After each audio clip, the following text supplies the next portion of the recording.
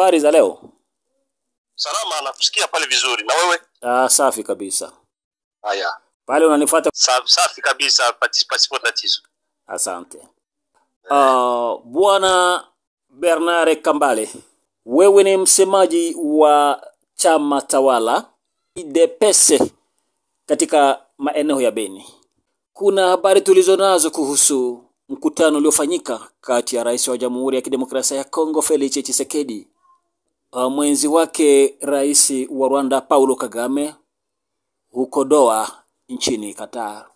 Wakati ilifahamika wazi kwamba Rais Felix Tshisekedi alikataa kata kabisa kwamba hawezi kutana na Rais wa Rwanda Paulo Kagame, na ilikuwa vile vile ikitazamiwa ujumbe wa serikali ya Jamhuri ya Kidemokrasia ya Kongo na ule wa M23 RDF waweze kukutana huko Luanda nchini Angola, mkutano ambao uliweza kususiwa na M23. Unatathmini au unaweza kuzungumza na kuwaambia watazamaji pia wasikilizaji wa Kuna Nini News aswa Kongomani kwa ujumla, nini kilitokea Rais wa Jamhuri ya Kidemokrasia ya Kongo bila hata taarifa zozote kwa Wakongomani akutane kama vile siri na rais mwenzi wake wa Rwanda huko Doha nchini Qatar? Karibu kwa kutupa mawili au matatu kuhusiana na hayo. Naam, bwana mpasha habari, kwanza nikushukuru pamoja na radio kwa kunipa tena fursa ya kuongea kwa wakati kama hii na kuongelea jambo kubwa kama hii, jambo ambayo inahusu Jamhuri yetu ya Kidemokrasia ya Kongo. Kwa vile ulivyosema, mimi ni Bernard Kambale na kuwa msemaji wa UDPS ambao unakuwa chama tawala kunako Jamhuri ya Kidemokrasia ya Kongo. Kwa kujibia kwa ulizo yako, Rais Tshisekedi hajakataa hata siku hata moja kuzungumza kwa kutatua shida ya Kongo, ila anataka kuzungumza na nani ambaye anayefaa na mazungumzo gani ambayo inaweza faa kwa kuendelesha shida ya Jamhuri ya Kidemokrasia ya Kongo.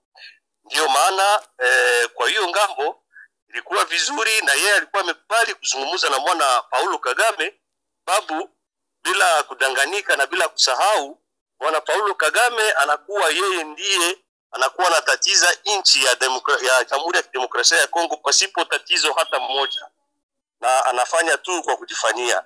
Na ukiona pale awali Jamhuri ya Kidemokrasia ya Kongo, sababu jambo katika mainchi mbili inahusu kwanza jambo ya diplomasia, Jamhuri ya Kidemokrasia ya Kongo ilikuwa imesokea mbele ama ilikuwa imemuwina bwana Paulo Kagame kunako mambo ya diplomasia, na sisi tulisema ya kwamba hii njia ndio njia ambao naomba kukanyaka kusukuma vizuri kabisa, sababu hapo awali gisi nilikuwa nimesema tulikuwa tumefanikiwa kupata mambo fulani vikwazo fulani kuhusu Jamhuri ya Rwanda na vikwazo fulani kuhusu wanamemba wa Jamhuri ya Rwanda na wale wanamemba wa Jamhuri ya Kidemokrasia ya Kongo ambao wanamiliki hii vita ya M23. Wale wote walikuwa wameadhibiwa kidiplomasia hapa na Jamhuri ulimwengu nzima. Hii njia ilikuwa njia vizuri. Sasa kama Rais Felix Tshisekedi alienda huko, ni kwa sababu ile ilikuwa ombi ambayo iliombwa na ulimwengu nzima kunako mkataba ama sijui nitasema resolution 23. Watu waendelee kuzungumza na kufahamishana na kupatana, sababu vita yoyote hata ikuwe namna gani inamalizika kwa mazungumzo. Na kwa hiyo njia Rais Tshisekedi aliona ya kwamba mtu ambaye anaenda kuzungumza naye mtu ambaye anafaa, sababu yeye ndio anakuwa anatutatiza na yeye ndio anakuwa kama ana telecommand au watu wa M23, na ilikuwa vizuri na mazungumzo tumesikia kwamba ilikuwa yenye kuleta nafuu na yataendelea kufuatiliwa. Hii ndio ilikuwa shabaha, na sisi tunasema ya kwamba inataka sasa sisi raia tumuunge rais mkono na tukue kama tunafuatilia hiyo mambo kwa makini kabisa ili tupate amani na amani ya kudumu. Unapozungumza hivyo, lakini hawali mwenyewe rais alisema atakutana na Rais wa Rwanda Paulo Kagame mbinguni. Unasema hakusema hayo, lakini kila mmoja aliweza kufuata hayo. Na ikiwa haitoshi, aliweza kuhapa kwa udi na uvimba kuzungumza na M23, haswa kukaa meza moja kwa ajili ya mazungumzo, akiwaita wao ni kundi la magaidi. Ghafla iliposubiriwa kikao ambacho kingeweza kuwakutanisha ujumbe wa serikali pamoja na ule wa M23 RDF huko mjini Luanda nchini Angola, kwenye mkesha M23 RDF walisusia kwa kile walichokihita wamoja wao kuwekwa vikwazo na ulimwengu kama vile Umoja wa Ulaya na wengine wote wale ambao ni jumuiya ya kimataifa. Na kile ujumbe wa serikali tayari ulikuwa mwasili huko mjini Luanda. Kila ambacho hakikufahamika wala kuna taarifa yoyote iliyotolewa ni kwamba ilikuwa kama vile mkutano wa mizengwe, ikifahamika kama vile mkutano wa siri tu. Ikajulikana kwamba rais wa Jamhuri ya Kidemokrasia ya Kongo Felix Tshisekedi pamoja na yule wa Rwanda Paul Kagame walikutana. Haikuwa tangazo ya kusema watakutana, lakini walikutana. Yaani ni tangazo lililotolewa baada ya kukutana kwao. Na habari ziliopo kama vile huvumi ni kwamba yawezekana hata vile chama tawala kuna wale ambao hawakufahamu lolote kuhusiana na kikao hicho kilichowakutanisha hao watu wawili kwenye meza moja. Kwa upande wako, kwa nini habari za mikutano imekuwa kama vile siri bila wakongomani kufahamu? Ndio, bwana mpasha habari, nikushukuru tena. Unajua bwana Felix Tshisekedi alikuwa amesema yeye hawezi kamwe kuzungumza na hawa wa kundi ya magaidi. Hii kweli mimi nakubali, alikuwa amesema, na hii inakuwa kama strategia ambayo inaweka kunako mazungumzo. Sababu bwana Tshisekedi alikuwa ametuambia ya kwamba hawezi kufanya mazungumzo ya kuujisha nchi ama ya kuangusha nchi kunako mikono ya hawa magaidi. Sasa unapoendelea, mapambano unapoendelea na mambo yanapoendelea, sisi tulikuwa kama tumefanikiwa, sisi Jamhuri ya Demokrasia ya Kongo tulikuwa kama tumefanikiwa, sababu jambo la kwanza, sauti ya Jamhuri ya Demokrasia ya Kongo ilikuwa imesikilika nchi yote, na kila mtu leo anajua ya kwamba hawa wa M23 ni kundi ya magaidi.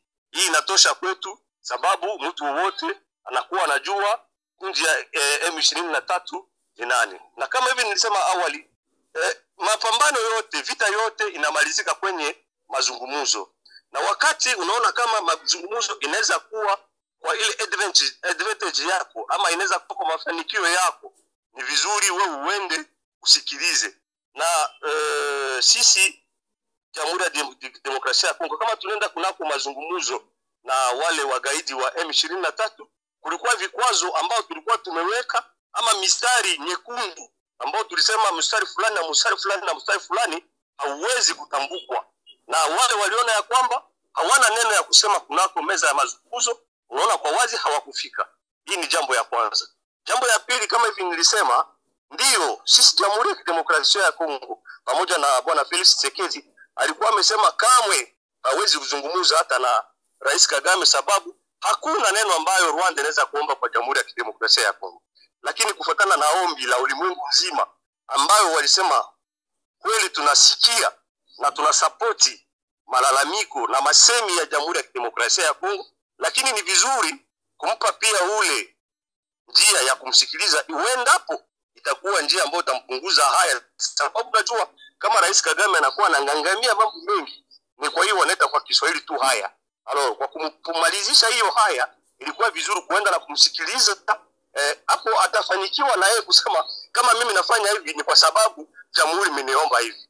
Isitoshe, ile njia sisi tumeona ya kwamba ni njia ambayo italeta mafanikio makubwa na usalama wa kudumu kwa Jamhuri ya Demokrasia ya Kongo. Ndio masababu ambapo zilifanya Rais Tshisekedi aende amsikilize Rais Paul Kagame, asikilize pia maoni ya Cheikh, rais wa huko Qatar kutoka Doha, na mimi najua ya kwamba mafanikio yatatokea kwa hii njia. Lakini unaposema hivyo, kuna mara inaonekana kwamba nyinyi kama vile wanamemba wa chama tawala huwa mnakwenda tu kile alichoamua rais, lakini hakuna kikao mnachokifanya kwa ajili ya kujadiliana na kupata mkondo wa kufuata. Ni kama vile wanavyosema wahenga, kule maji yanakoenda ndiko mao vile vile yanakwenda. Ijapo hawaambie lolote, kila atakachokifanya kwetu chote ni cha muhimu, au sio? Hapana, sio. Sababu wewe mwenyewe umetoka kusema Rais Tshisekedi alikuwa amesema hatazungumza kamwe na Rais Kagame na hatazungumzwa kamwe na hawa wagaidi wa M23. Lakini sisi tulipomsikia na tulipoona kama njia ambayo wanachukua inakuwa na fulani, sisi pia kwa makao, kwa mambo mengine tulimuonyesha ya kwamba vita yoyote inamalizika kwenye mazungumzo, na kwa hiyo alienda kwenye mazungumzo kufuatana pia na ombi letu sisi ambao tunakuwa watu wa sehemu yake. Na pia nitakwambia bwana mpasha habari, Rais Tshisekedi anakuwa anasukumwa zaidi na mafanikio ya Jamhuri ya Kidemokrasia ya Kongo. Wakati sisi tunaona kama yuko kwa njia nzuri ambayo yataleta mafanikio kwa Jamhuri ya Kidemokrasia ya Kongo, mimi nawaza ya kwamba hata tukimfuatilia, sio kusema kwa sababu mai inaenda huku, sisi tunamfuatilia kwa sababu tunataka Jamhuri ya Kidemokrasia ya Kongo ipate mafanikio na usalama wa kudumu. Kama hiyo itakuwa kumfuatilia, haya sisi tunakubali, sababu tunaona kwamba njia ambayo anafuata ni njia ambayo sisi tunafikiria na anatufahamisha na sisi tunamfahamisha na yanafahamika na tunaenda pamoja. Labda kuna ujumbe wowote muhimu kwa wakongomani wote, aswa wale wanaotusikiliza kwa muda kama huu? Naam, nitawaambia wakongomani ya kwamba magumu ya wakongomani imesha kufanya muda mingi mno. Leo ni miaka 30 tuko kunako magumu. Ni miaka 30 tumeshapana vitu vingi vya Jamhuri ya Kidemokrasia ya Kongo kwa hawa gaidi wa Nyarwanda na hawa magundi ambayo wanakuwa wanamiliki kwa kuonesha ya kwamba wao wanakuwa na jambo fulani ya kuomba kunako Jamhuri ya Kidemokrasia ya Kongo, lakini haitosheki. Sasa tunasema ni wakati wa kuungana Jamhuri ya Kidemokrasia ya Kongo, wakongomani wote tuungane mkono nyuma ya rais Bwana Felix Antoine Tshisekedi, nyuma ya jeshi yetu, nyuma ya watu wote ambao wanatusikia kunako ulimwengu, ili tuweze kumaliza hii mambo mara moja na kuimaliza kwa milele. Nashukuru sana radio kwa kunipa tena nafuu ya kuomba wakongomani wawe macho, wawe makini na waweze kukabiliana na government pamoja na jeshi lao. Bwana Kambale Bernard, kuna nini nuzi nimekushukuru kwa muda wako. Na mimi nasema asante sana. Haya. Asante.